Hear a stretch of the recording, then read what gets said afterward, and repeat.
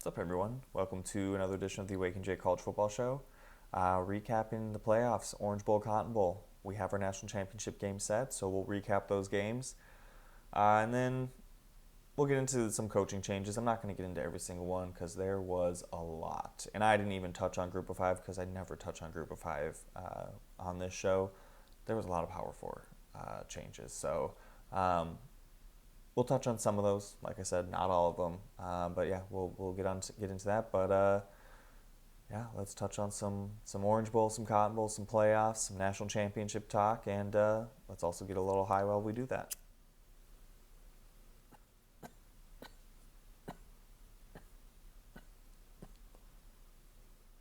All right, we'll start with the Orange Bowl. Notre Dame 27, Penn State 24. Unfortunately, it's time to put some respect on Notre Dame's name if you haven't already. They are now in the national championship game after playing a very easy regular season schedule and losing to Northern Illinois at home. They overcame all of that to make the national championship game. Good for them. I finally have to respect them. It's unfortunate for me. For Penn State fans and Notre Dame haters, it's time to respect them. But this was a game of swings, and it was a good game. It was an exciting game. Started off slow. I will say that started off very slow for both teams. No points scored in that first quarter. It took till the second quarter where Penn State did take a 10-0 lead, and then Notre Dame kicked a field goal right before halftime. And then that second half, Notre Dame came out and had arguably their best drive of the game. Jeremiah Love was held to 46 total yards rushing. 24 of them came on this first drive in the second half. Anais Williams also had a couple of big plays, and Notre Dame was able to tie up the game. A couple of drives later, took a 17-0 lead, had a 17-0 run there. And Jeremiah Love, on that touchdown, one of the toughest runs from a running back. Broke a tackle 2 yards in the backfield, powered through like 3 or 4 more defenders, stretched that ball over the goal line. Absolutely amazing. It was great. It was tough. If you like that type of gritty running back, you would have loved that run. But after 17 unanswered points from Notre Dame, Penn State, consecutive drives, scored touchdowns, and took a 24-17 lead. They did have a little help. Drew Aller did throw a terrible ball that was intercepted, but they were bailed out by a very controversial pass interference. Was it technically pass interference? Yes. Do you call it in that situation? Hard to say. That's all I'm going to say on the situation. I'm not going to agree or disagree with the call. The call was made. Can't change it. Penn State capitalized and scored. Didn't matter because Notre Dame got the ball back and marched right down the field and scored. Riley Leonard threw a 54-yard touchdown pass because the cornerback for Penn State fell down. Wide receiver just had to make one move to beat the safety, and game over. Penn State's able to, or Notre Dame, I am so sorry, ties it up 24-24, just under 5 minutes left in the game. And a couple drives later, Penn State has the ball. You're tied. You run the clock out, go to overtime, hopefully win it there. Instead, they think, let's try to get into field goal range, which, why not? Try to win this in regulation. I get it. You don't want to go to overtime. 2 plays in, Drew Aller throws a terrible interception at their own 42-yard line. Notre Dame is able to get into field goal position, no problem. Kicks a field goal, wins the game. And just an absolute heartbreaker for Penn State fans. Great game overall. Like I said, I enjoyed every second of it. I was rooting for Penn State. I wanted Penn State to win. I had money on Penn State to win. Still can't deny the fact that that was a very good game. And congrats to Notre Dame. You made the national championship game. Sucks if you're a Penn State fan or a Notre Dame hater, like I said earlier. Going into this game, my concern for Notre Dame ended up not mattering. The run game has been the strength all year. The passing attack has been the weakness, but they haven't really needed it. And that was the opposite in this game. Leonard and Steve Angeli, because Leonard was out for a drive or two. 21-30 for 267 yards. Now, Leonard did throw 2 interceptions, and Penn State did flip those 2 interceptions into 10 points. So you could argue maybe he wasn't that great. And speaking of those 2 interceptions, I mean, shout out Penn State's defense. Really good game. They forced 2 turnovers. Offense capitalized on them. They got after Riley Leonard and this run game. 5 sacks, 8 tackles for loss. And the offense just let them down. They really did. Because unlike Notre Dame, my worry for this Penn State team or this Penn State offense did play a factor in this game. Penn State, like I said before this game, does not have wide receivers that scare you. And that continued to be a thing in this game. They didn't have any wide receivers that scared you. Drew Aller, 12 of 23, 135 yards and 1 interception. First of all, that's just terrible. That's a terrible stat line. But those 12 completions, none of those went to wide receivers. Ineffective that whole game. Running backs, tight ends. That's it. And Allen and Singleton, plenty of success running the ball this game. Enough success where a decent passing attack to complement what they were doing on the ground, Penn State would have won this game easily. But they just don't have the wide receivers that scare you. Could not get anything going in the passing attack when they really needed it. Drew Aller did not have a good game. The stigma, it sticks. James Franklin can't win the big one. It sucks. I don't root for Penn State really ever. I was rooting for them in this one. I feel bad for them to some extent. You can't fire James Franklin. Don't do it. Don't start that talk. Don't you even do it. Okay, so we also had the Cotton Bowl, Ohio State and Texas. Ohio State 28, Texas 14. Now, Ohio State won by 14 points, double digits. They were only favored by 5.5, that whole thing. It still wasn't as dominant of a performance as I was expecting from Ohio State. That's how good this team could be and should be every single week. Slow-moving start to the game. First drive of the game, Ohio State marched right down the field and scored. And then after that, just could not stop shooting themselves in the foot. The next few drives, just dumb penalty after dumb penalty, and couldn't get into a rhythm and couldn't get anything going. Now Texas, on the other hand, also could not get anything going. 2 minutes left in the half is when they finally went on a 7-play drive to tie up the game. But until that point, could not do much. Now, Texas scores right before half, scores a touchdown, ties up the game, and gets a little bit of momentum going into the second half. And they're thinking, hey, this is great. We're tied going into halftime with Ohio State, and we've got the momentum.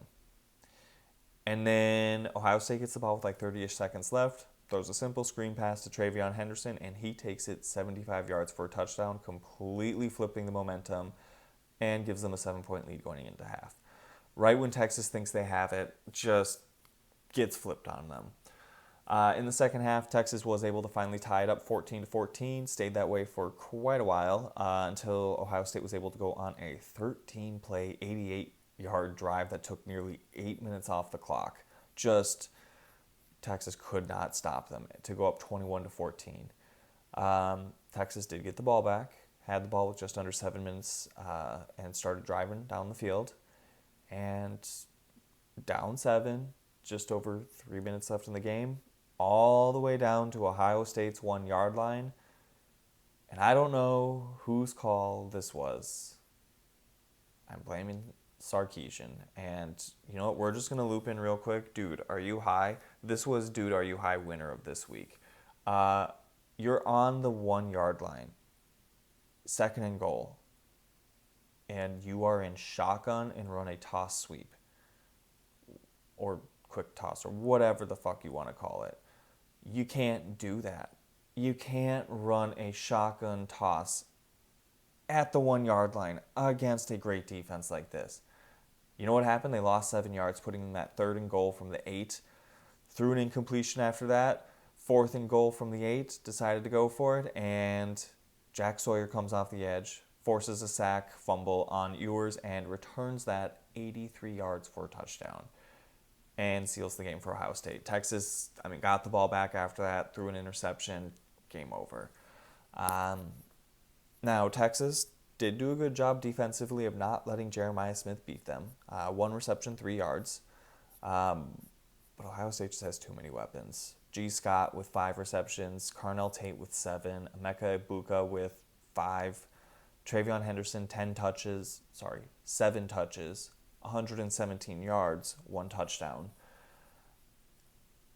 And you know what? Speaking of Travion Henderson, the best thing Ohio State did this year was bringing Quinshon Judkins, someone to take some of that pressure, take some of those carries off of Henderson so that he could be as healthy as he is for moments like this. The best thing that Ohio State did was to do that. I think Henderson is going to be, we're going to look back and be like, he was so essential to this run that Ohio State's been on. And the only reason he was around to be essential was because they brought in Quinshon Judkins. Flip over to Ohio State's defense. Dominated the line of scrimmage. 4 sacks, 9 tackles for loss. Just domination. Wisner and Blue limited to 62 yards on 21 carries. And the defense was able to force 2 turnovers when they needed to seal the win. One of those being the defensive line forcing that turnover. All right, before we get out of here, let's touch on some coaching changes that have been happening since the season ended. I've touched on most of the head coaching changes that have happened, but offense coordinator, defense coordinator have not even bothered getting into that.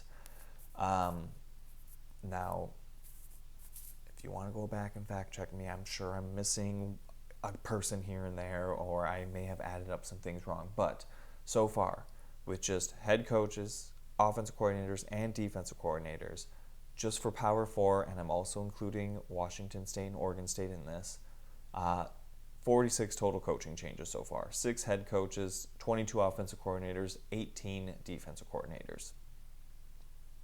I mean, that's quite a bit. I feel like, I guess I don't know what every year's like, but that's quite a bit of change. And some of these guys, they're just making lateral moves. It's not even like they're being promoted from a linebackers coach to a defense coordinator or anything like that, or going from Group of 5 to Power 5 or Power 4. No, some of these are very lateral moves.